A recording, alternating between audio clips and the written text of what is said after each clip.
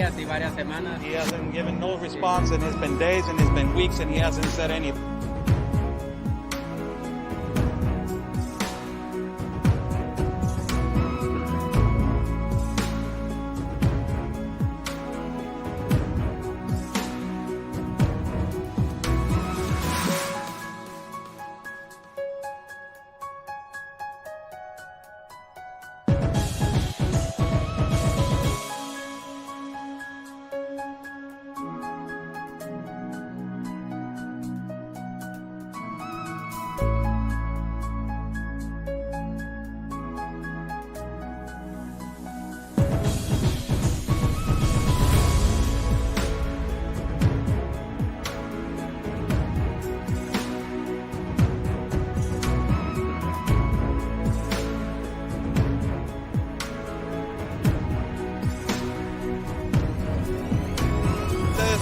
Y espero logren su objetivo de la justicia a su país. Luchen por su país. Say the best, basically fight for your country. Están bloqueando el acceso.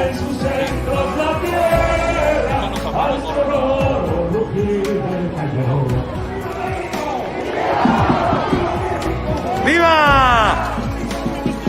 Porque la Policía Federal o la autoridad nos está deteniendo el acceso y nos está deteniendo el paso para poder cruzar hacia el Zócalo, señores.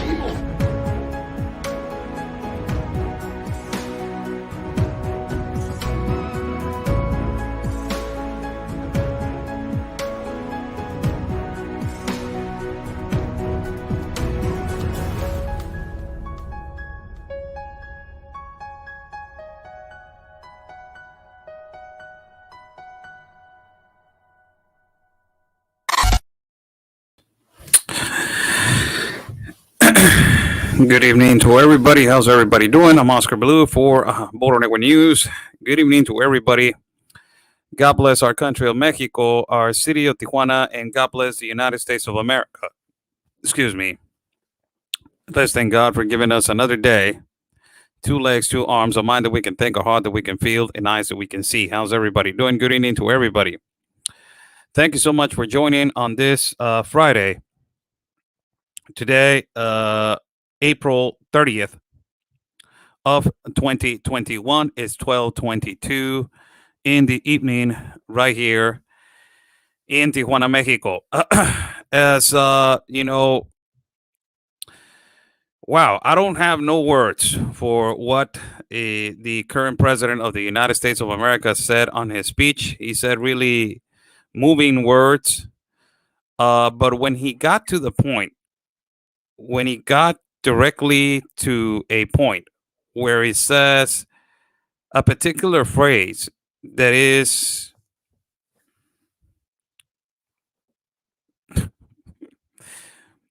more than likely to be known as a dictator. It is just, I don't know what to say about it. And the left and the Democrats are going to, make this phrase as he's trying to bring us together, and you and me, the government and the people together. El poder emana del pueblo. That is a word that is in our Mexican Constitution. The power, it is on the people. Just for everybody to know, it's on the Mexican Constitution. I don't know what the American Constitution signifies with el poder emana del pueblo, if the power, emanates from the people.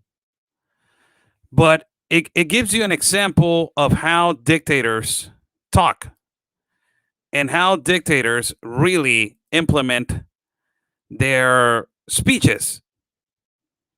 It's just amazing. I'm going to put you a video right here of this.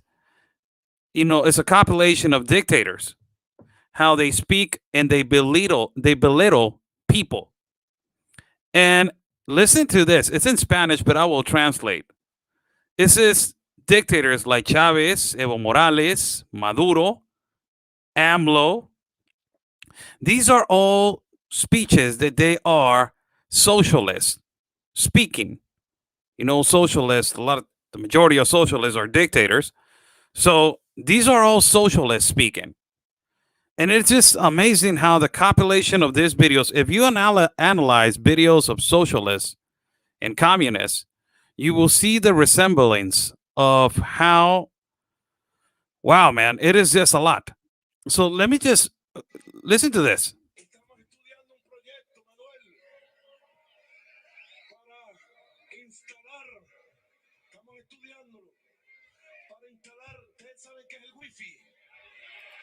We're studying a project. Do you guys know what the Wi-Fi is? Talking like this to people, do you know what a Wi-Fi is? Talking like this to people like they are uneducated, like your people is uneducated, like your people does not have the capacity to know what a Wi-Fi is. That is how the communists, leftists, socialists, they belittle somebody else. Laughing at your accent? He's the reporter. That's what he says. Cochinero. That's how they think. And their peanut of a brain, that's how they work. This is Nicolás Maduro from Venezuela telling his people, do you know what Wi-Fi is? Do you know what Wi-Fi is? And the people, yay! The sheep, yay! Of course, everybody in the world knows, even a 5-year-old knows what a Wi-Fi is. Look, laughing at them. Wi-Fi. Laughing that they cannot even pronounce it. Laughing that they don't have the capacity of saying it. So he's saying Wi-Fi right there to the people so they can understand how to say it. It's just unbelievable the way that they work.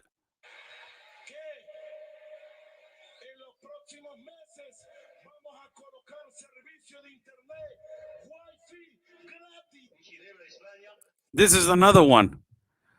And he's saying, Evo Morales, that was Nicolás Maduro saying, we're going to put Wi-Fi free for everybody. Yay. Yay, yay, socialism. Amazing. This is Evo Morales, a socialist that he was a dictator for Bolivia for more than 12 years.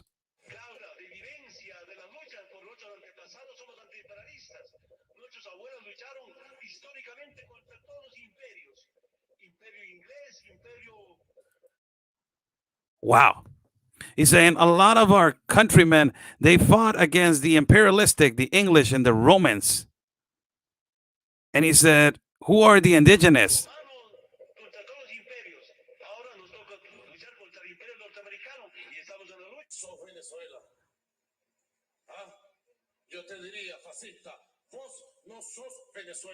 Fascista, using the word fascist. These individuals, they talk in the they belittle people. They laugh of your lack of knowledge. The way that they educate is, to using dictatorship. Look at this. Look at how Andrés Manuel López Obrador talks about how's everybody doing. Thank you for joining. Buy Me a Coffee is on top of the link. If you guys consider this information important for you guys, Buy Me a Coffee is on top of the link. So look at Andrés Manuel López Obrador, the current president of Mexico. Look at this. Look how he refers to the poor people. It says right here on the bottom, it says, los pobres son como animalitos. The poor people are like animals, like little animals. Wow. This is people that they have socialistic and communistic ideas.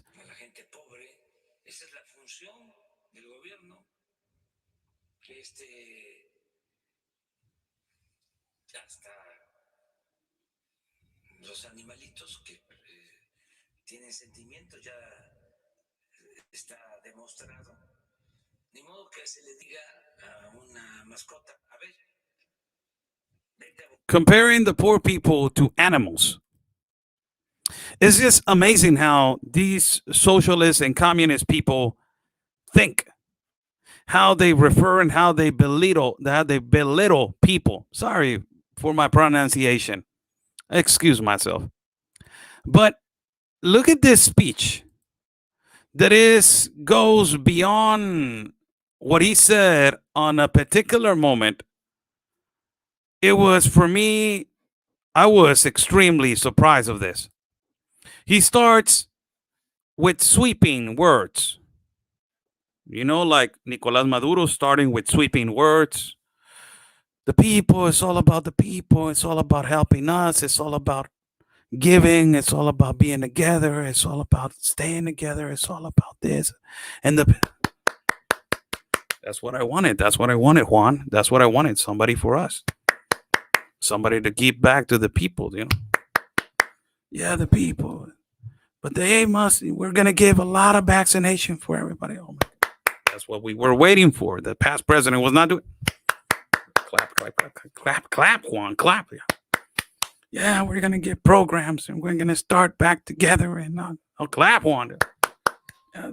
They must forget that we the people is we the government. Ah, cabrón, espérame tantito. Hold on a minute. What the hell?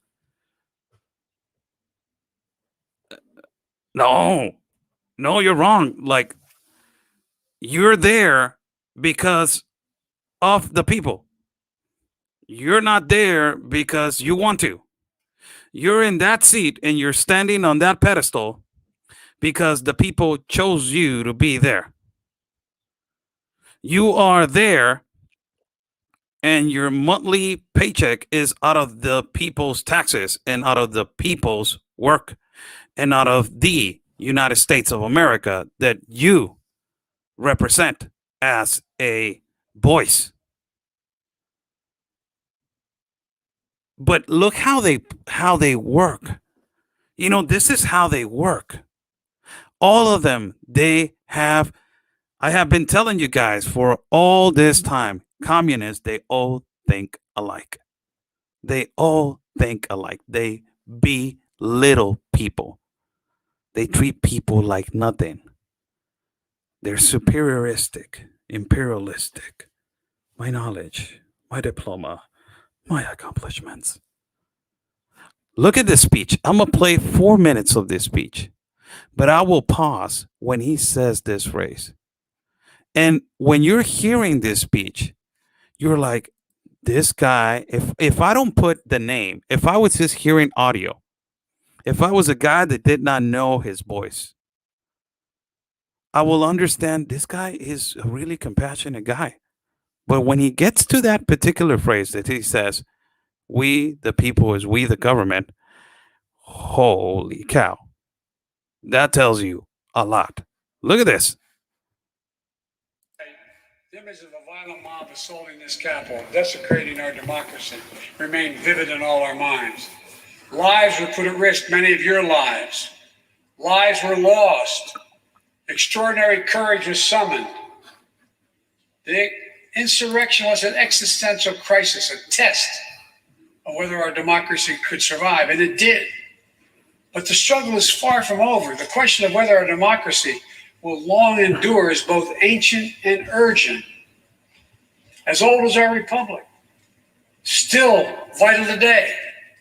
Can our democracy deliver on its promise that all of us, created equal in the image of God, had a chance to lead lives of dignity, respect, and possibility? Can our democracy deliver to the most pressing needs of our people? Can our democracy overcome the lies, anger, hate, and fears that have pulled us apart? America's adversaries, the autocrats of the world, are betting we can't. And I promise you they're betting we can't. They believe we're too full of anger and division and rage. They look at the images of the mob that assaulted the Capitol as proof that the sun is setting on American democracy. But they're wrong. You know it, I know it. But we have to prove them wrong. We have to prove democracy still works, that our government still works, and we can deliver for our people. In our first 100 days together, we've acted to restore people's faith in democracy to deliver. We're vaccinating the nation. We're creating hundreds of thousands of new jobs. Thank you. We're delivering real results to people. They can see it, feel it in their own lives. Wow. Opening doors of opportunity, guaranteeing some more fairness and justice. That's the essence of America. That's democracy in action. Our Constitution opens with the words, as trite as it sounds, we the people. Well, it's time to remember that we the people are the government. Oh, hold on a minute.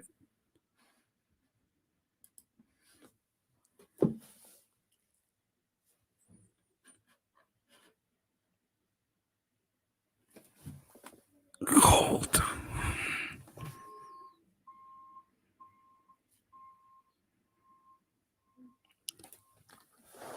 Let me hold on. Everything was going really good. Let me just return it back because everything was going real good. Let me just. Democracy in action. Our Constitution opens with the words, as trite as it sounds, we the people. Well, it's time to remember that we the people are the government. What the?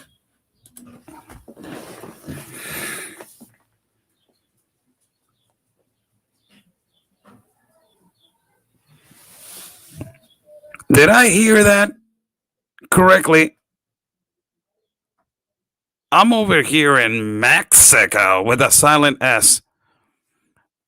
Did I hear that correctly? Let me just again, because he was sweeping the world with, he sweeps the world with the vaccination and the insurrection that happened, and your lives were in danger, and minds were in danger. It was an insurrection. You can compare it to the 6 months of riots and looting. That doesn't compare. Insurrection. Look. Tonight, the image of a violent mob assaulting this capital, desecrating our democracy, remain vivid in all our minds. Lives were put at risk, many of your lives. Lives were lost. Extraordinary courage was summoned. Agreed. The insurrection was an existential crisis, a test of whether our democracy could survive, and it did. Great. But the struggle is far from over. The question of whether our democracy will long endure is both ancient and urgent. Oh. As old as our republic. Good. Still Uniting. vital today. I like it. Can our democracy deliver on its promise? What is the All of promise? us, created equal in the image of God, had a chance to lead lives of dignity, respect, and possibility. That's good. Can our democracy deliver the most pressing needs of our people? Can our democracy overcome the lies, anger, hate, and fears that have pulled us apart? America's adversaries, the autocrats of the world, are betting we can't. Oh, And I promise you, they're betting we can't. They believe we're too full of anger and division and rage. They look at the images of the mob that assaulted the Capitol as proof that the sun is setting on American democracy. Wow. But they're wrong. Okay. You know it, I know it. We know it. But we have to prove them wrong. We have to prove democracy still works, that our government still works, and we can deliver for our people. In our first 100 days together, we've acted to restore people's faith in democracy to deliver. We're vaccinating the nation. We're creating hundreds of thousands of new jobs.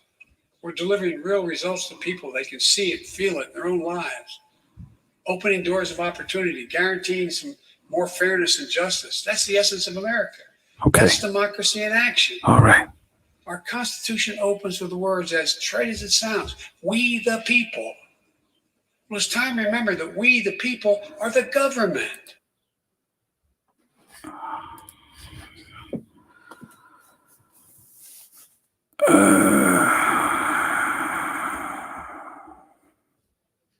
I don't understand.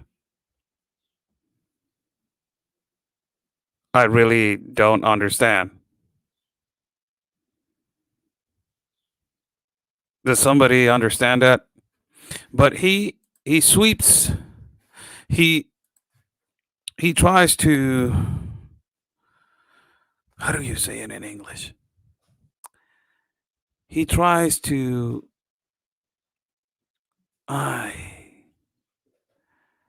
To make it to. So the sentence that he just used, we the peoples, we the government, he tries to maneuver around it to make it look like it's the American citizen in him. So he does this after he says this, we the people is we the government, he maneuvers around and he is really intelligent to do it. I will tell you this man, he is really intelligent on this particular part. And if the American people don't catch it, it's because you need to read about how communistic in dictators work. This is a person that just said, we the people is we the government. So he maneuvers, he sweets the words around to say, we the people is we the government. It means you and I. Wow, man. He was really smart. He was really smart at the moment. Look at this. You and I, not some opportunity, guaranteeing some more fairness and justice. That's the essence of America. That's democracy in action. Our Constitution opens with the words, as trite as it sounds, we the people. Well, it's time to remember that we the people are the government. You and I. What? Not some force in a distant capital. Not some powerful force that we have no control over. It's us. It's we the people. In another era, when our democracy was tested, Wow. Tan cabrones estos, güey. They're really smart, man. They're really smart. I met a guy back in, he was running for governor back in 20 he ran for governor back in 2018, I believe, so 2019. I believe it was 2019. And he was telling me that the essence of the speech is really important. This is an essence of a speech. It is completely an essence of how to manipulate, the word. And when you say we the people is we the government, it means you and I. You try to make the audience, or you try to make the citizen, or to the American public, to make them understand that we the people is you and I, the government, and you and I. So you make believe them that you is the government, you are part of the government, you are part of us, no, you just said it. We the people is the government. You put first the word, look at your vocabulary. This is the problem, that this is the prioritization of the vocabulary. That is, you put first government instead of we the people is the people and the government. The people that gives the government, the people that puts you in the government for you to serve us. Instead of saying that, you say we the people is the government, you and I. Crazy. It's crazy how they manipulate words. I was really surprised about this speech. I didn't want to talk about it. They have told me millions of times to talk about the Capitol. I'm not going to talk about it. It's not even my topic to be developing. I don't have information, intel, and I don't really want to get into it because there's other people that they have done an excellent, investigative reporting about what happened in the Capitol with proof, really with proof that a lot of Republicans, they don't like that of what happened in the Capitol, and they consistently blaming that it was Antifa dressed as Antifa, and no, there's proof that there were people that they were radical on that particular day, and there's no way going around it. For Republicans, there's no way going around it. Really, it is. There's no way going around it, and there's no conspiracy theory right here, no Linwood, no nothing like that. It was just pure facts, right there. So I don't like to talk about it, but when it comes to this kind of speech, I will refer to it because it's a worldwide subject. So Joe Biden, somebody saying take a deeper look, Oscar. I don't believe in the QAnon. For people that they are believing in QAnon, that they're my audience, you guys already know that I don't believe in Q. I am not a fan of Q, and Q is not a reporter. Q is just something that is plastered all over the place, and they say, this is going to happen, and it happens, and they're like, oh, Q was right, and this is going to happen, and it did, and it does not happen. So like, oh, what the hell? So a lot of people are saying it was a setup. Prove, please, that it was a setup. Prove it, because under assumption, we can say a lot of things. A lot of people get hurt when I start saying this kind of stuff because I don't fit your narrative. But I'm just responding. Just prove me that it's a setup. If it is a setup, just tell me if it is a setup. Don't prove to me that there was 3 guys dressed in black and they were the ones that were instigating in the front and la la la, and that was why it happened. It was thousands of people, for God's sake. So just don't bring me that kind of evidence that is not even comparable to what really actually happened on the Capitol on the 6th. I don't like to talk about it because it's not even my topic, really. I don't want to get into it. Just evidence is more important. More important. Like Q, you don't even know if it is a guy, if it is a woman, if it is a group, if it is whatever it is. It is, we don't know. We don't know who's Q. Like, really, I don't trust Q. I don't even know who Q is. I'm a Mexican. I live in Mexico, and I broadcast about the borders. Really, that's what I do. So it's talk about, what happened on the 6th of Capitol. What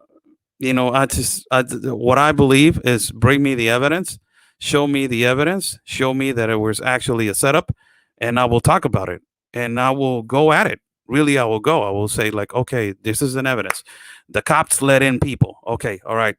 If the cops let in people, okay, so who let them in? No, it was a setup. Yeah, can you bring me the evidence that the cop were paid or the cop were directly, they gave them an order to go in? Do you have evidence of that? No, I don't have it, but it's under the assumption that the Democrats did it. Okay, but just please bring me some evidence about it so I can completely talk about it.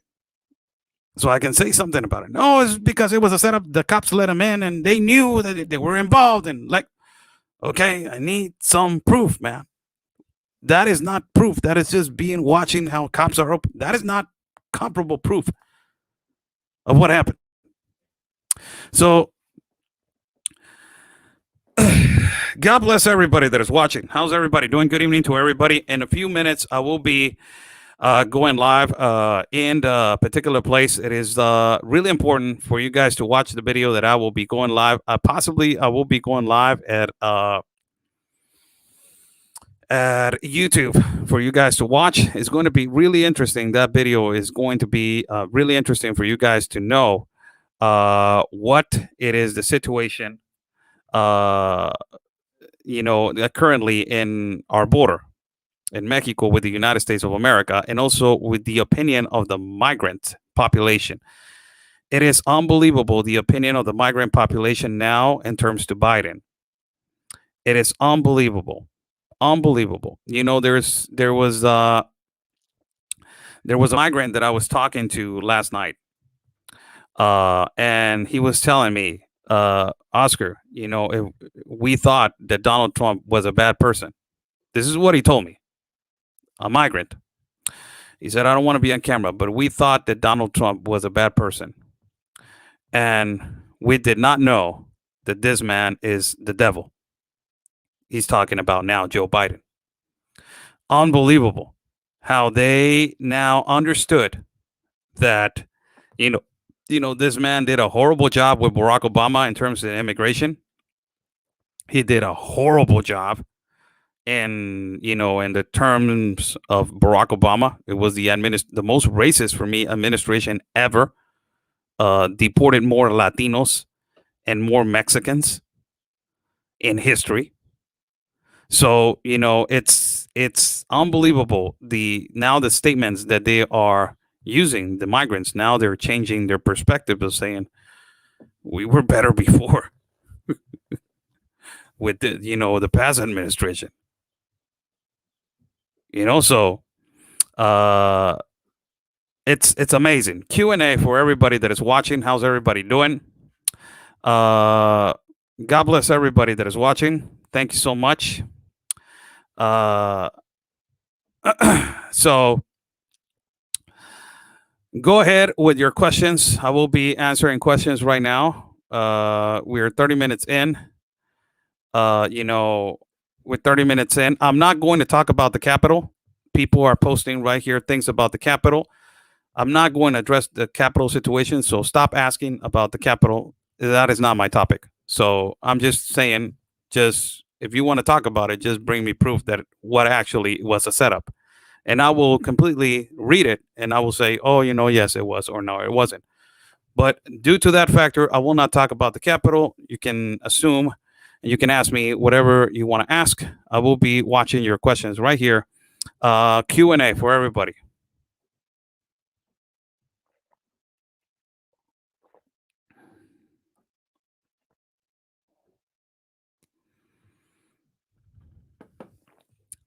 There's a good, really good question right here.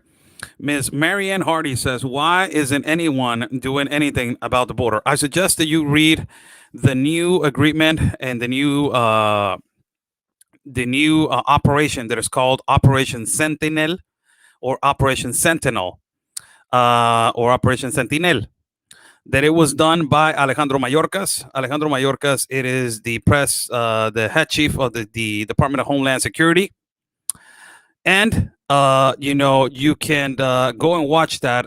You can go and read that operation. It is to attack, to basically take down the coyotes, the traffickers, and ultimately the nonprofit organizations that they are profiting out of, you know, people, out of human beings.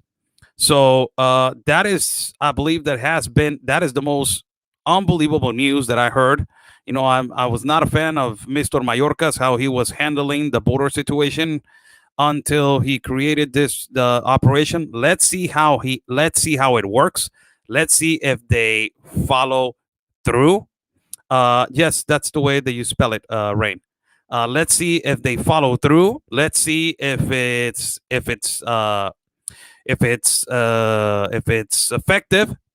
Let's see if, you know, if it starts working, because all the departments from, you know, security, and all the departments from the Department of Homeland Security, ICE, Customs, Border Patrol agents, and, you know, the Federal Bureau of Investigation, all of the departments are going to work together. Operation Sentinel, go and watch it. They're about to drop it. And, you know, Alejandro Mayorkas practically is being really strict in terms to the border right now. And, you know, they're being more strict than the past administration. I'm sorry to say it, but right now Alejandro Mayorkas is, with this operation, he's going, if they follow through and if they comply with everything that they are saying on this statement, it is going to be a great operation to stop child traffickers, to stop human smugglers, and ultimately the number one purpose is to, you know, cut their benefits, to cut their money entrance, to cut, you know, all these nonprofit organizations, to cut them, and to basically, you know, attack the problem from the root. So Operation Sentinel, Ms. Mary Ann Hardy, there's the link right there. You know, my my moderator is putting it right there on the message box. Operation Sentinel. You can go also to dhs.gov and search it. You know, that is the situation. There's another question right here by Diana Sportlock. Any more news on the cartels in Baja? Well, you know, the assassinations are continuing on a daily day basis. It is a war that is right now happening between our municipal cities, that is Mexicali, Tecate, and Tijuana. That those are principal border municipal cities. But you know, it is important that, you know, everybody knows that that we're going through a security crisis right now, and that ultimately it is important for everybody to know that due to this factor that we're going through a security crisis, and elections coming up for governor, and also not only elections for governors, you know, elections for municipal president. It's it's a lot of things are happening. Nobody's getting involved, like the migrant camp that nobody wants to get involved. Situations with the economy doesn't nobody wants to get involved. The vaccination of the people right here, nobody wants to get involved. Because it's the closing of the government, of the past government. So just for everybody to know, basically, that is the actual situation. I want to say hi to Matthias Neymenier. Thank you so much for the compliment. Thanks so much, buddy.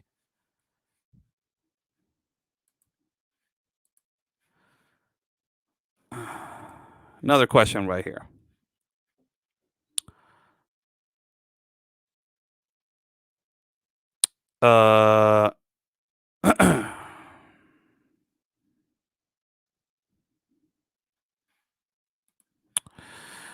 Aren't there jobs and good places to live in Mexico for the Mexican people? Where is this question going to? Because yes, there are jobs. There are good jobs. There's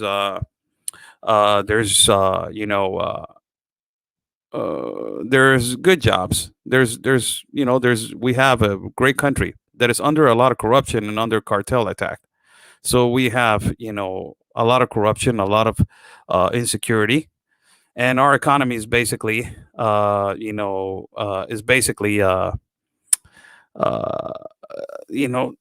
economy is basically manipulated by these big companies. So yes, there's good jobs, but where is your question going to? Because we can talk about the Mexican economy, and I can tell you la la la. So I don't know where is your question going to, because it's elaborated to just say yes, there are jobs. We got good jobs, and that's it. I can say it. So another question right here. Another question right here. Where's another one? Where was it? I think that's the feed is going real fast. In the warning, the world food crisis. Is there a drought in Mexico, and how our crops are farming? This is a question by Ethel. Oscar is saying, given the warning of world food crisis, is there a drought in Mexico, and how are your crops and farming? There is not a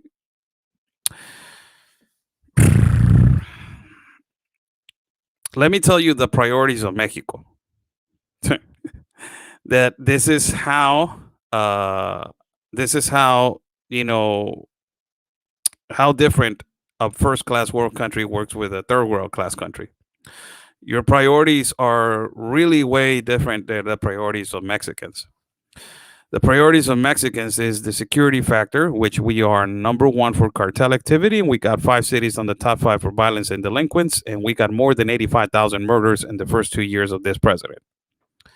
We are going through a health crisis. We don't have medicines for people with cancer, medicines with kids with cancer, and the hospitals are overflowed because of the COVID situation. Horrible job that this current administration is doing. We are going through an economical crisis, which, our president, it has communistic ideologies, and he doesn't want no international investors to come and to invest in our country to be more capitalistic and to bring more jobs. We have -8 on the gross domestic product and -1 on the economical increase. That tells you a lot where the priorities in terms of Mexico are. In terms to food, our farmers are leaving. Our architects of the land are leaving because our country has always had a difficult time with the indigenous working in the land, and the imperialistic, social class that has taken over, their land and has put their imperialistic ideas into the poor people. This man behind me, right here, Emiliano Zapata, defended the indigenous and defended the poor. He defended the land and he defended the farmers. He said the land is of the people that work for it. That was one of his mottos. And these kind of individuals we don't have in our country anymore, that defend the indigenous, that defend the farmers, that defend the poor people. So our government is not concerned about, the poor. It's concerned about conserving, conserving the social middle class, and that's it.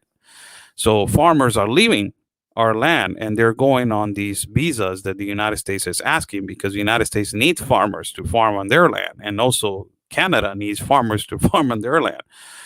Mexico has a gold mine to the world. Our farmers are probably the best in the world. They're really intelligent. They know how to farm. They know how to cultivate. They know how to distribute and how to farm in different areas. They detect which a piece of wood can contaminate another piece of wood, and how a plant can contaminate another one. They are extremely smart, and they were born and raised with it. And Mexico is not appreciating that, and they're not giving them the value. So Mexico will suffer the consequences on the long term, because all of our farmers are leaving our country because of poverty. So one catastrophe leads to another catastrophe, and another catastrophe leads to another catastrophe, that which I have told you: insecurity, economy, health crisis. And now we got an immigrant migration crisis. Plus, add to the fact that nobody's investing on our farmers and on the indigenous people, that they live in las sierras, they live in the mountains, in the jungles. Nobody cares about them. The indigenous communities, they don't even speak Spanish or Castellano, that they speak their own native language. Nobody cares about them. That's the hope that I answer your question.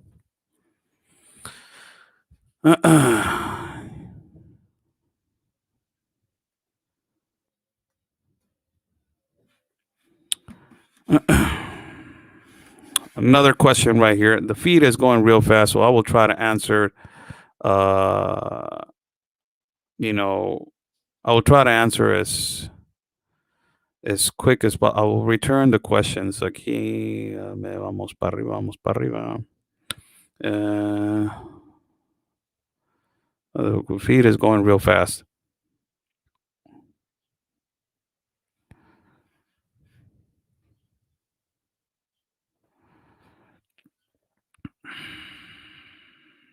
It's the feed is going too fast, and it's pushing me back. It's pushing me back. To keep all the trafficking children, I'm worried. Lori Paul says, "Is Mexico going to keep all the trafficked children?" Not all the children are being trafficked. A lot of children are leaving their home on their own. I'm worried about our government getting their hands on them. They always just disappear with the Democrat advent. Is Mexico going to keep all the trafficked children? Not all of them are trafficked. A lot of them, they're coming on their own, and they're coming on a group. These are the ways that the caravans work. Some people form a caravan of 100, and those caravans of 100, the child feels secure with somebody, and he goes with that group. And the dangers that they endure on their journey, that is another thing. But as I just told you yesterday, the head chief of the Child Protective Services in our country, Maria del Rocio, I don't remember her name, Maria del Rocio, something like that. She gave a statement saying, we are going to build 17 shelters for unaccompanied minors in our country of Mexico. The majority of them, 50% of them, are going to stay in the south door of Mexico, and the other 50% are going to be in the north, in the borders that connect to the United States of America. So this has created an atmosphere to think that children are going to be coming more on a regular, and it's not going to stop, because if you're creating shelters and you're creating more shelters and shelters and shelters, it means that this is going to be, continuing. So it is something that is scary, because Mexico, is not prepared for this, and now the president, is preparing for it. This is a trickle and a domino effect to what the president of the United States said. That he said, "I prefer them to come over instead of them dying somewhere else." With this statement, you're pushing only people to come over and to endure on a journey like the children are doing right now. So you don't care about how they're coming, if they're coming walking or they're coming through a trafficker, a coyote, a smuggler, a horrible, situation where they are, in the middle of it. You don't care about that. You only care about just pulling and pulling and pulling. What is the whole, we have a multi-billion uh, business that is child trafficking. So Mexico's trying to do something about it now. 17 shelters. It's what I've been saying to the United States. You guys are not prepared for this. I've been telling you guys for a longest of time, the United States is not prepared for the influx of migrants, and I'm not giving my country props. I don't like the global compact of immigration. Really, I don't like it. It's just a really irregular way to risk people's lives and to migrate. But the United States is not prepared for an enormous influx like this. Mexico has been sort of prepared because the United Nations is in our country now, so it has some kind of power to how to analyze the whole immigration situation, and also ultimately it has now the understanding of how to distribute the where to go, how to do it, all that kind of stuff. So uh, a lot of the children are going to be held now in these 17 shelters. It's a question right here by Julia Kaji Hiro. It says, who's paying for these 17 shelters out of the Mexican taxpayers? And yes, if you're going to ask me how do Mexicans feel, I was doing a live feed the other day, and a lot of the Mexican people were saying, we have 1.2 million abandoned children in our country. We cannot even take care of our own children, and we are going to be housing more children. How is that possible? It is the same way that you feel, everybody feels. It is the same idea. It is a communist and globalist idea, people. Get it? You need to understand. Look, let me tell you something. And I will answer your questions as I am going. I'm seeing a lot of comments, but I will answer your questions as I'm going. The psychological effect plays a really important part in how the leftists and the globalists manage this situation. They push kids first. My humanitarian side is always going to be there, people, whether you like it or you don't like it. I'm not a Democrat. I'm not a Republican. My humanitarian side is always going to be there. So if I see a children migrating, I'm going to help him to get to a safe place for him to be safe, because I don't want him to be trafficked, hurt, or in a way suffer hunger. But this is one of the ways that the globalists work. You know how they use children for as a strategy. So this is how I believe. It is not conspiracy theories, and it is not QAnon. Is my mind, and I believe this is what I believe. So what I believe is not a conspiracy, is what I believe, and I give value to my opinion because I'm a human being that has their own value. Now that everything that we opinion, if that does not fit their narrative, is a conspiracy theory. You know what I mean? So this is what I believe. So you push the kids first to migrate. You use minors, right? And this influx, and this enormous influx, you start using your minors. You start using minors, and you're pushing the minors. So the American population, it starts seeing the Mexican population. They start seeing, oh, we got children, man. It's horrible. These children are enduring their journey, and they're like la la la. So you are understanding that this is an immigration factor, which children are coming, and it is sad. So when they get to the border, you see more children.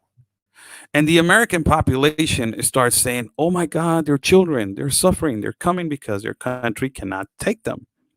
So you start to digesting that an enormous influx of minors and children it's okay. So it's because their country's doing so bad that it's okay to admit them. You know what I mean? So it is all in the mind. So this continues, and this continues, and this continues to where now you're building shelters and you're doing this. But what comes with this? What comes with the enormous influx of children? That is a problem. It comes with adults and families. So when you pander to the children and you start seeing, man, my God, you start feeling guilty now because you're not helping and because you are not doing anything. And they start labeling you as a racist if you're not part of, this enormous, feeling of guilt. They labeled you as a racist, as a fascist, as a narcissist, as a xenophobic. Exactly how communists work. My God, this globalist compact of immigrants is made perfectly, but it's a broken system for the people. But for them, it is perfect. Perfect. Use children, 18,000 of them, and you start seeing more and more and more and more, and little by little, you start to understand, and you start saying, "My God, we have a unaccompanied children problem." But after that, you start seeing adults coming in. So you already adapted yourself to seeing children coming in. So you're adapting now that there are other people that they're coming in. So you are saying, it's okay, it's okay, it's okay. And now you see families, grown men coming in. So you start adapting little by little. So you are up to here now that you're saying, oh my God, now we got kids, now we got adults. Hey, hold on, man. There's a process, there's a door. You're a racist, you're a fascist, you're a narcissist, you're a xenophobic, you're not human being, you're not humanitarian enough, you are a nationalist, you're a horrible human being, you are just a horrific, you just the most horrible human being ever existed. Like, what the hell? I felt guilty for so long for the children, but this is wrong. We can help the children, but this is so wrong. So it is something that is psychological warfare, man.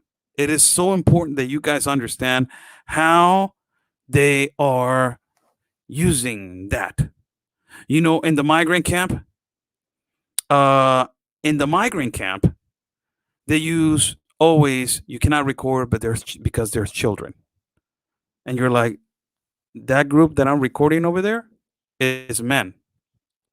Yeah, but you're not allowed to record them because without their consent, you cannot record them. Yeah, because they're in a public area and it's a public place. So I'm allowed to record. Well, if you record, I will hurt you, take you down, threaten you, do all these things to you, and I will be all in your face recording you also. So it's amazing how now they extended their defense to reporting. They're extended to defense to say, you know what? You're violating my right now. It's my human right. Really smart. Really, really smart. Their tactics are really smart. Tactics are really smart, but if you don't understand their tactics, you don't understand how to go around it or how to manage, the situation. So right now, it's a really difficult time, people. It's a really emotional time right now that is occurring in the United States. It's a really emotional time right now that is occurring in our country of Mexico. It's a really emotional time. It is so emotional that a lot of people cannot take what is happening, and it is mind blowing, and it is overwhelming. Everything that is happening that you have to digest, but you have to be strong to understand mentally and mentally what they're doing. So you had to analyze, like when they said the 17 shelters that they are going to build. If they were going to build 17 shelters, in my heart and in my understanding, I'm saying, wow, they're going to help the children. That's good, because I'm a humanitarian. I'm not going to lie, and my logo is always your country first. But I'm a humanitarian also, so I am not going to not lie. So if I see that they're going to make 17 shelters for children, that they're unaccompanied children, I will say that's great. That's phenomenal. We're helping children. That's great. That's Mexico is doing something. That's phenomenal. So my next question is going to be, are we going to admit every single one of them? And like, Well, yeah, they're running away from fear. Can we study that? Do we have a commission? Do we have a group? Do we have a process? Do we have a filter for them to say, why are you running away from Honduras? Let's say an example. I'm running away because I don't like my mom. Hold on a minute. That is not a good, legitimate excuse for you to run away from. Where's your mom? There's a lot of kids that they're running away that they are, because they don't want to be in Honduras. They don't want to grow up in that country because that country is not economically fit and does not offer a future for them. So if you have to study what every single child, why they are running and where are they are going to be fit to be adjusted. It's not, I want to go to the United States and that's it. And let me walk and it's my freedom and it's my humanitarian right. No, it's not like that. They're minors. They are minors. So you have to exactly, I'm really happy that they're offering 17. Yes, that's good. Hopefully they will help also Mexican children that they are abandoned because that's what I'm hoping. That is what I'm hoping, that they are going to ultimately help Mexican children also. Because if I see an abandoned Mexican child, I will tell them, why don't you go to that shelter? They're offering shelter to other children that they're coming from, from another country. You can just go and to that shelter. I imagine and I understand. I'm imagining that I'm imagining that. I don't know if it is actually going to be like that, but if I'm in favor of these 17 shelters, go ahead and build them. But there has to be a process for them to admit. We're not going to commit the same mistake, right? To build shelters and to let everybody in as they want to, right? We're not going to do that, right? Because these are children. Come in. Exactly. Welcome. Where are you coming, Juan? Where are you coming from, little Juan? Coming from Honduras. Okay. What is your case? This is my case. I suffer abuse. I suffer this. I suffer that. I suffer. My God, this is a really delicate case. Let me get a psychologist. Let me get a doctor. Let me get the proper people to attend you. Bah. They attend the child. Bah. Okay. Now the child is attended. What are your intentions to come into our country? Well, I don't want to be in Honduras. I feel insecure. Okay. Do you feel secure in Mexico? No, I want to be in the United States. Okay. There's a process. You have to do this, you have to do that. You have to go to school, you got to la. There's no problem with admitting, just the process. The globalist compact of immigration has no processes. They were just made to migrate as there is. There's no processes. There's no procedures. Let me use the word procedures. There's no procedures. So those procedures, they need to be adjusted now, not only, entirely and primarily for children, but, not only for that, but specifically for other particular reasons, and I believe that as a priority, we need to basically, if you're going to take the children, keep them as a priority. But the adults, come on, man. That's another process. So I hope that I answer your question. There's another question right here. Schooled the world. Saying, question, Oscar L. Blue, did you see where Texas governor said Texas will secure the border? Are they? As I have heard, the Texas governor has been really outspoken about the border situation, and he also wants to designate the cartels as as terrorists. So there's right here you see a link on the bottom. My moderator just put it. It says "School the World." This is the third time posting, so you can see and read Operation Lone Star. So it says right there, Operation Lone Star on the message box. If you want to click it, you can actually see right there what it is the actual situation with your question. So more questions.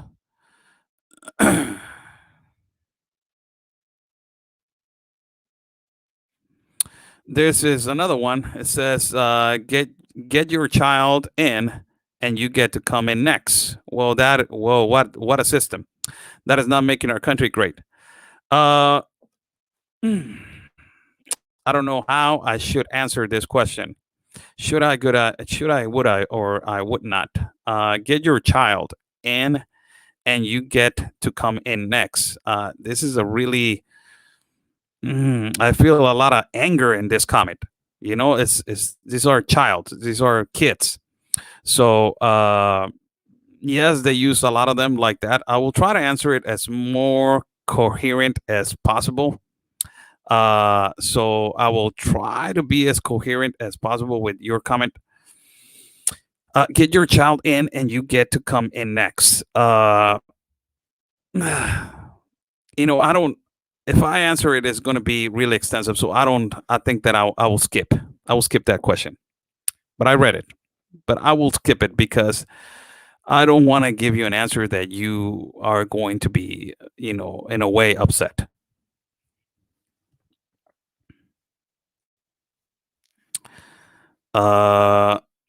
Okay, another question right here.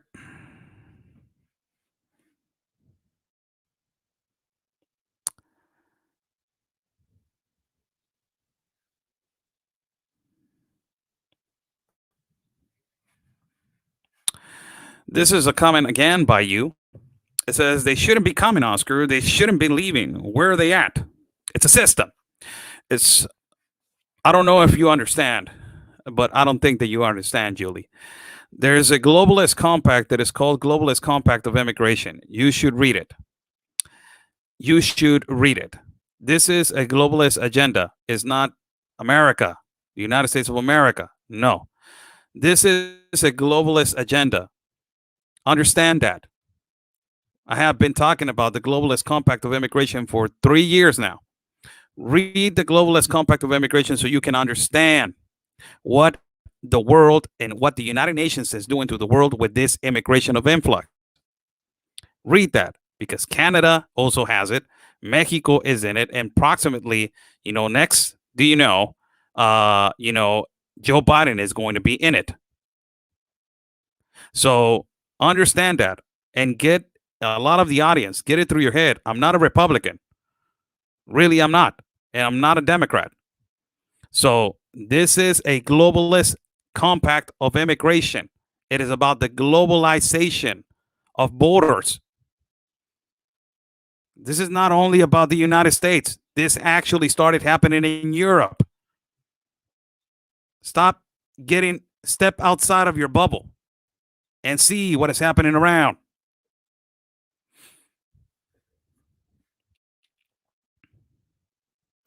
Now, last question for me to go. It's hour and 3 minutes into the show.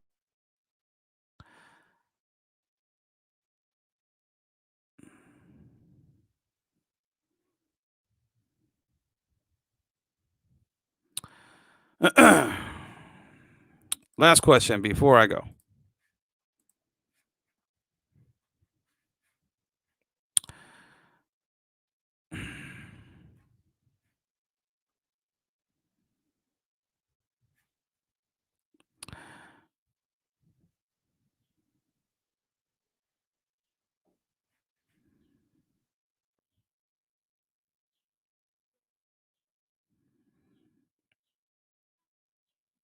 If you have searched for 7 years, why are you asking me that question also? I don't understand the logic.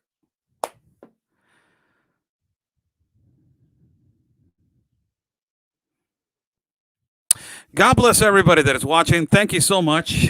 I will be live in a couple hours from a particular place. Paula Cuellar, one last question. Did you like Will Johnson's show? I know Will since 3 years ago. So I have been on his show and his platform multiple times. And, you know, we talk every once in a while. So he's a really good guy. He's a really, really good guy. I respect him a lot. He's a friend. And, you know, there's a few of us that we only can trust each other with information. And that's him, Ben Berquam, and my partner, Anthony. You know, those are the only people that I can trust on the reporting side. There's other people also, if I don't mention them, don't get hurt. But, you know, yes, I know him. And it's really nice to be on his platform every once in a while, you know.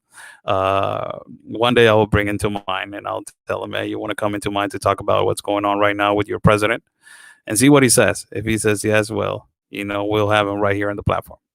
God bless you guys. Follow my partner, Real Anthony Agüero. You can follow him at every platform existent.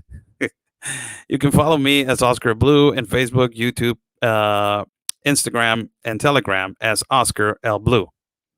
Thank you so much for joining this live feed. There's always people that they want to be smart talking about a thing that we have been broadcasting for 3 years, and not only doing research, we have shown it, boots on the ground, that is extremely more valuable, you know. So I believe that we need to respect each other's feed.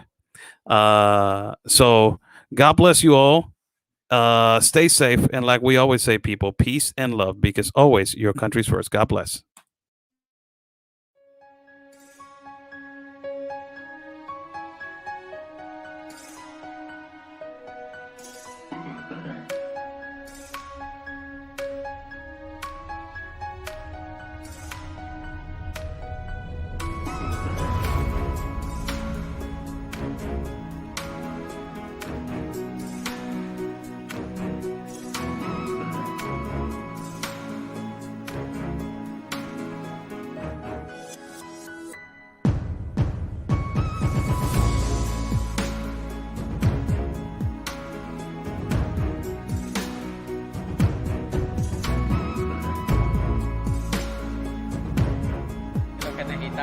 Y ya van días y varias semanas. He hasn't given no response, and it's been days and it's been weeks, and he hasn't said anything.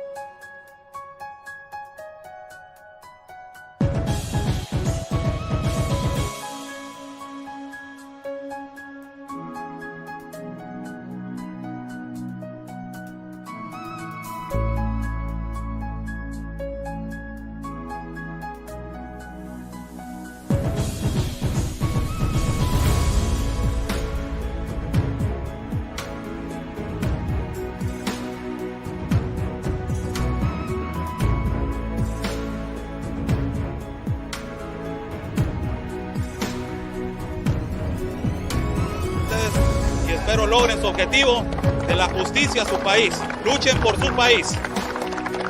Say the best. Sacrifice for your country. Están bloqueando el acceso.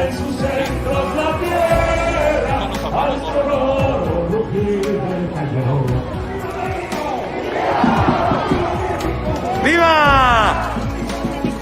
Porque la Policía Federal o la autoridad nos está deteniendo el acceso y nos está deteniendo el paso para poder cruzar hacia el Zócalo, señores.